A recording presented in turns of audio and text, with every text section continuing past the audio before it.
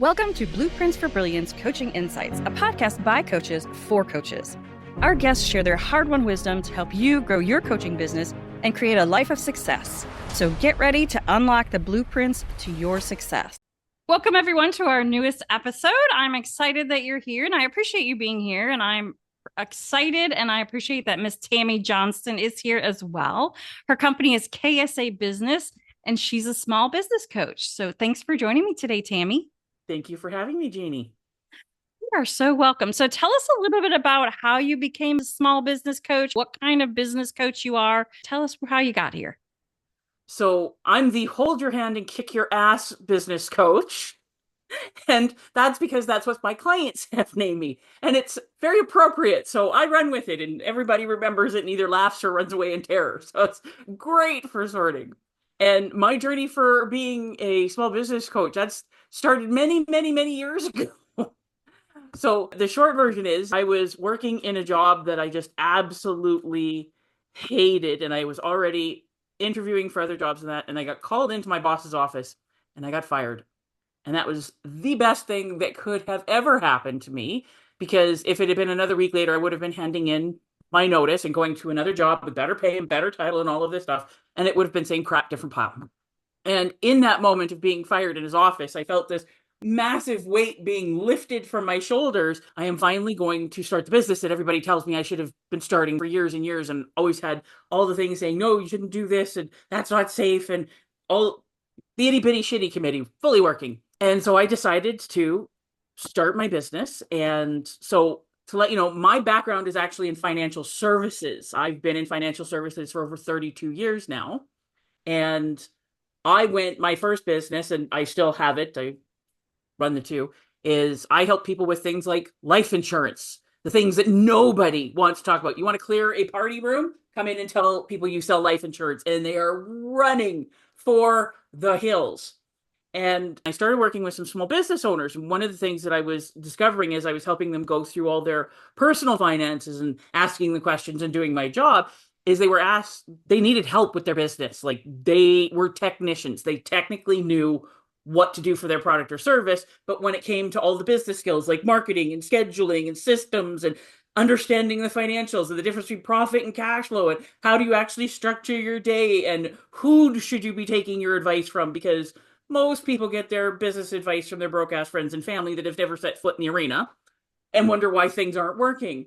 And so I started helping them with their business because I had greedy, motivated self-interest, because broke people can't afford investments or insurance.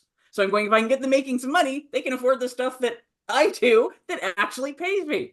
And so started helping them, and their businesses started to take off, and they started sending me more of their other business owner friends and things like that. And so very quickly, I had to start teaching in a group basis because it was taking too much time and effort to do it one-on-one, and I hadn't been charged. It was just a nice value added. So I started doing small business class about 20 years ago now. And then in 2019, I split my business in two. And so I still have my personal financial planning business. And then I have KSA, where I focus on new business owners. Wow, I love that. Hold your hand and kick your ass is hilarious to start with. I love you had that reputation. But somebody's going to do it for some of these people who want to start businesses or start them and aren't making the steps they want to.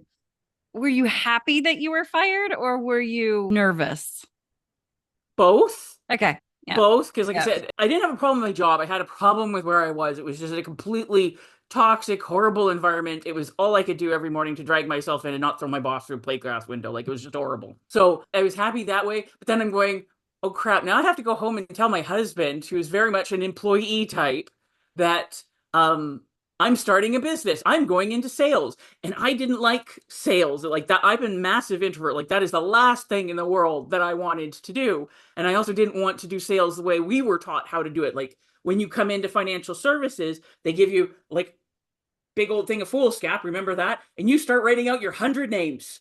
Everybody you've ever said hello to, every friend, family member, distant relation, everybody. And you're supposed to start phoning them and start harassing them because that's your warm.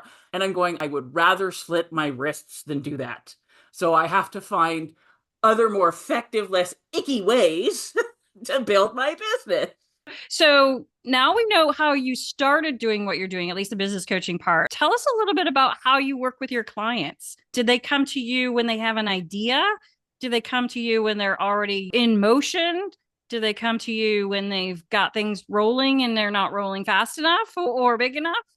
All of the above. So I've worked with everybody from idea stage up to, like, I've been running my business successfully for 35 years and I'm committed to learning and everything in between.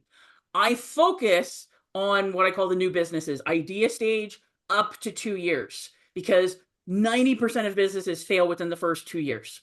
And I'm on a mission to drastically improve that. And my favorite people to get are what I call the praying for the pink slip crowd. They want out of their job like I did, and they're going, please, can I be the next round of layoffs or downsizing or right sizing or whatever in the world you want it, so I can get a package so I've got some financial security while I properly launch this. Because I look back to when I started my business and I was in a much, much better position than most people because I'd already been in the industry for a long time. I had all the technical skills, and one of my jobs was to train the other agents, like how to do sales and about the products. And if they had any problems, I was the one that was supposed to fix it. So I went in a much better position. But I go through all of the struggles in that I had my first 2 years. Like, I went from making like $55,000 a year to, in my first 2 years, I made an average of $24,000. And yeah, it's an average of $1,000 a month. But when you're fully commission based and you eat what you kill, like, you could be feasting one month because paperwork finally went through and starving the next. So we had to really learn to balance it out. And then to add even more fun to the mix, shortly after I started my business, I got pregnant, had to build a baby. And I don't know why women repeat that process. I took 30 hours of mat leave and just kept going. And now my she literally just turned 22 on Monday and is in her third year of university. So how do you build a family and a business and balance everything? And we didn't put her in daycare. Like, we had her in a day home 2 days a week so she could interact with other kids because she's an only child. But other than that, I was her full-time caretaker. So we talked a little bit about, you said you kind of work with everyone, but more or less people in the beginning stages. Is there a particular industry that you work with, like No. service-based or e-commerce or? I've worked with people that are fully digital. I've worked with artists and comedians and singers and people in music. I have worked with people in the medical profession, retail, lots of tradespeople, because the basics of business are the same. You need all 8 pieces, no matter what your business is: service, product, industry, even anywhere in the world. Like, some of the technical things, like for legal and tax requirements and stuff, change. But business is business is business. And one of the things that I love about having such very mixed groups is they get to learn from one another, and they get to see, okay, yeah, I'm not the only one going through this, or this isn't a problem that's only to my industry, that we can learn from it. And they get different ideas, and they also get to learn and interact with people that are more like their customers, so they're not stuck in the echo chambers. And I've been teaching it, like I said, for over 20 years now, and I have people that became friends in my small business class like 20, 15 years ago that are still good friends and together. I love that. So you have small group coaching, is that right? Yes. Or do you do like a hybrid? Do you do some like individual and then some Yes. group? So what I do is I take people through. So I have my weekend small business class, which is the intensive. It gives you the whole overview. Here's all the things that you need to know. Here's some ways to start thinking about it. And then I take them through a year-long group coaching course. And then they can also purchase additional time with me. But I do this very much for a reason, because for years I just did small business class, and people say, oh, it's wonderful, it's absolutely amazing. And just like, I've been to so many that you go for a week or a weekend or whatever and go, oh my God, yes, this is awesome. I can't wait to get back to the office and let's start doing this stuff. And then as soon as you get back home or to the office, well, the phone's ringing off the hook. You have a stack of messages. Your email's full. The dog wants out. The cat threw up. The kid needs to be gone somewhere. Nobody's bothered to get groceries. And you get sucked back into everything. And all of the best laid plans, nothing changes. And you're walking by your shelf like 6 months later, and you see the binder from that class, and we're going, oh yeah, I remember all those changes I was going to make, and nothing's happened. And then you just go along. So people need the regular dripping. They need that regular support, the hand holding and the ass kicking, to make sure they're actually doing what they say they need to do, what they need to do, what they want to do. So they're getting the results, rather than just basically blowing sunshine up your ass and wondering why your butt's burnt. So, in your group coaching, do you mix all of these people together, whether Oh, they're yes. B2B or B2C and, whatever? Everything. Okay.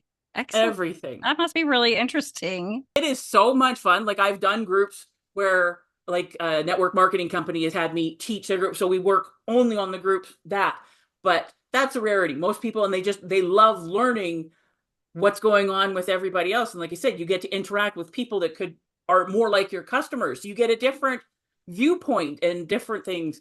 And everybody is very honest because it's very safe. And that's kind of what I put out there.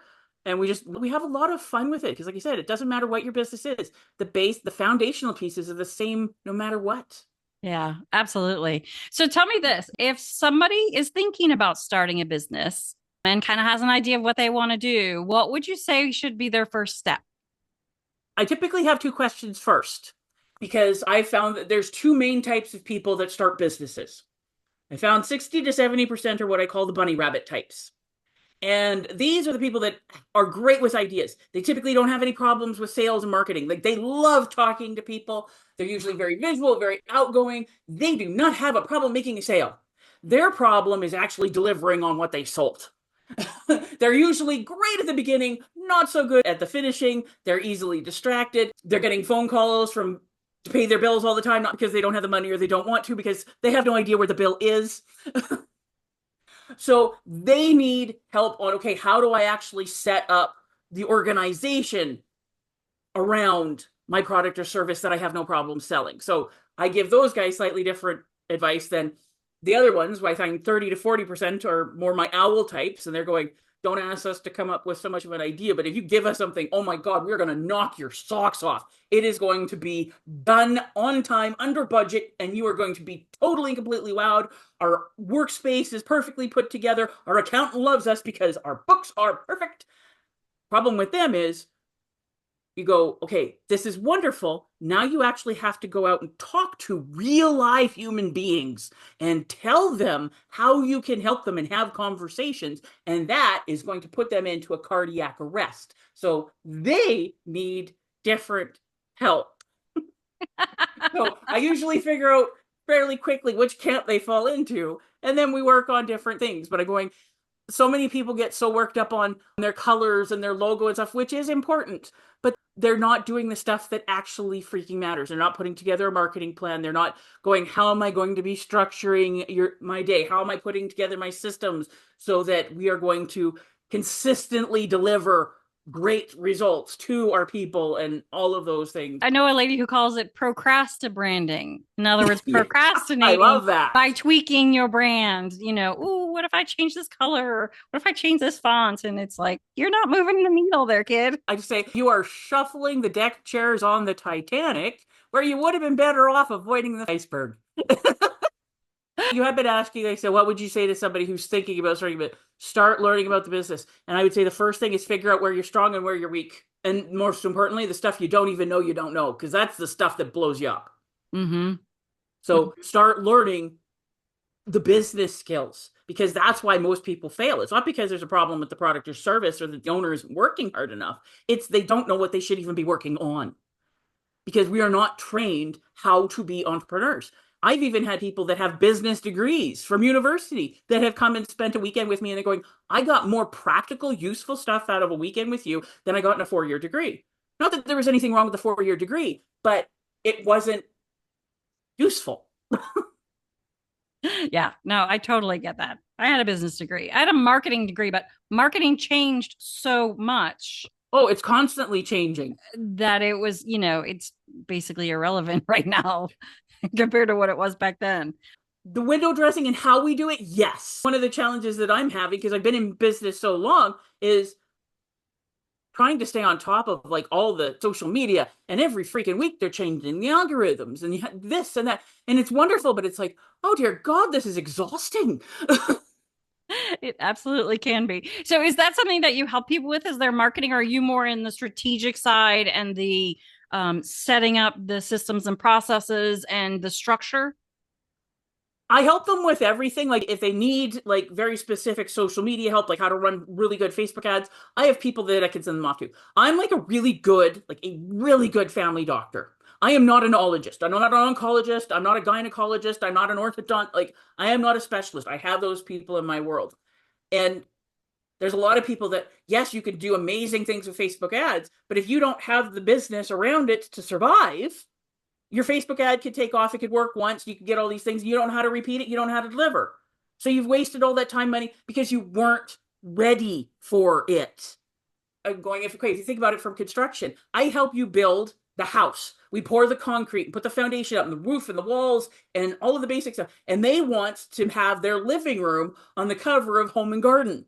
Well, you don't have a house yet. We need to get the house. Then you can decorate it however you like and you can take it to the next level. But if you don't survive because, well, you've only got half a foundation, one wall, and no roof, well, then what's the point of decorating the living room? I love that. What a great analogy. So what would be a tip that you would give to someone who started their business, but it's not moving or there are pieces missing? One of the things I tell people all the time is your circle of friends when you start a business is going to totally and completely change. Like when I first started my business, all of our circle of friends were all other employees. Wonderful, nice, incredible people, but they were all employees. And I learned very quickly I couldn't talk to them. Like we could talk about our kids and the weather, and that was about it. But if I started talking, like they're talking about their jobs and I might get this 25 cents an hour raise and stuff, and I'm going, I can't talk about anything because they look at me like I'm speaking Klingon. So I started going to different networking groups, and I found a business coaching group that I started going to and things like that. I started surrounding myself with other small business owners, entrepreneurs, and I'm very much into listening and stuff, listening to what they're talking about, going, okay, I'm not the only person that's gone through this, and I learn things, and I'm going, I can start asking questions. And that was one of the biggest turning points for my business and my life, was surrounding myself with other people that were on similar journeys where it was safe to talk about. Because love my husband, we've been married coming up on 28 years, but I can't talk to him about any of this stuff. If it's anything that I'm stressing about, he'd be in full panic mode. And if it's any like the good stuff, like he doesn't mean to, and he's not doing it, but it's kind of like I'm getting that pat on the head condescendingly because he doesn't know what to say. So having other entrepreneurs, you start thinking about things differently. You start learning things. You get put in directions where, oh, okay, that's what I need, and that's one of the biggest things. I love that so much. And you're so right. I know that look, when you're talking to your friends who are employees and, they say, how's your business going? And you start telling them some details and, that kind of like shut down look on their face. Like, I don't know what you're talking about. I really want to be interested, but I'm not. Surrounding yourself with like-minded people and motivated people, excited people about growing their business. Well, this has been such a pleasure for me. So there are a lot of people who are going to be listening and they're going to go, that Tammy, I need her to kick me in the ass and get me moving. So what's the best way for people to reach out to you? So the two best ways to get me are off of my website, which is ksabusiness.ca, or through Instagram, which is ksa.business. I love that. Okay, one last question for you. If you could provide one tip to make the world a better place, what would that be? Care for others. I love that. That says it all, doesn't it? Mm-hmm. Well, Tammy, this has been so much fun and such a pleasure for me. Some of these phrases you came out with, I'm going to be writing down and using because they're so much fun. So thank you so much for joining me and giving me a great laugh and sharing your valuable insight with our audience. Well, thank you for having me. I hope they enjoy listening. I know they will. Thanks for joining us today on Blueprints for Brilliance Coaching Insights. We hope you're leaving this episode with inspiration to take your coaching business and your life to the next level. If you found value in this episode, we would love it if you would subscribe and share it with someone else who you think might benefit from hearing it. Thanks, and we'll see you in the next episode.